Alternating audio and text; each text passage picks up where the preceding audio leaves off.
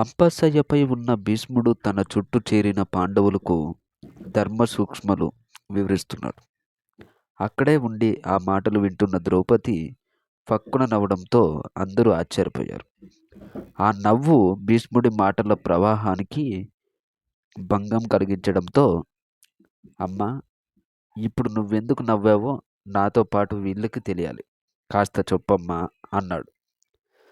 ద్రౌపది బదిలిస్తూ, భీష్మాచార్య, ఇంకొద్ది రోజుల్లో మరణించబోయే మీరు ఇంత చక్కగా ధర్మం గురించి చెబుతున్నారు.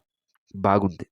కానీ నాడు నా వస్త్రాపరణ సమ సమయంలో ఈ ధర్మ పరిజ్ఞానం అంతా ఏమైపోయింది అనిపించగానే నవ్వు ఆగలేదు అంది.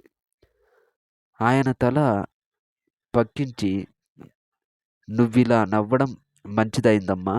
నువ్వు గనక నవ్వకపోయుంటే నాకు, నీకు, ఇక్కడ ఉన్న వారందరికి కూడా ఇదొక శేష ప్రశ్నగా మిగిలిపోయేది. నీ సందేహానికి నా సమాధానం విను అన్నాడు. అప్పుడు నేను సుయోధనుడి పెట్టిన మలినమైన అన్నం తింటున్నాను.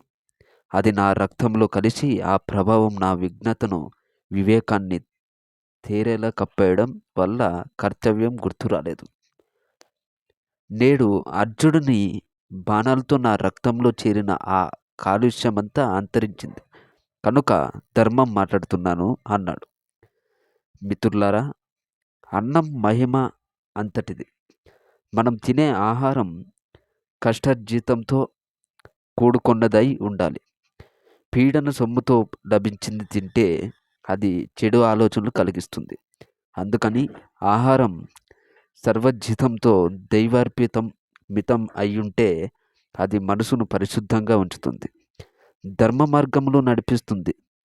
సాత్విక ఆహారంతో ఆత్మ దేహం రెండు ఆరోగ్యంగా ఉంటాయి. దైవ సాధనలో మనసు నిగ్రహం కోల్పోదు అని సందేహం ఇచ్చాడు. ఈ వీడియో నచ్చితే లైక్ చేయండి, షేర్ చేయండి. మరిన్ని వీడియోల కోసం మన ఛానల్ని సబ్స్క్రైబ్ చేయండి. Thanks for watching friends.